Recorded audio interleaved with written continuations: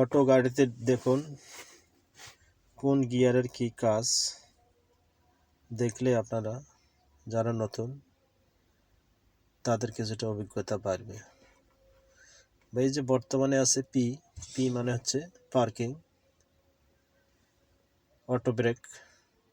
এই যে এখানে দেখছেন আর, আরতে হবে ব্যাক গিয়ার, এনতে হলো নিউট্রাল, কোনো দিকে যাবে না কোনো দিকে আসবে না, তবে গাড়ি থাকবে ফ্রি ব্রেক ছাড়া।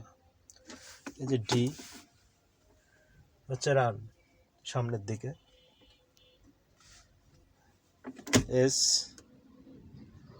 এসও হচ্ছে সামনের দিকে। বি,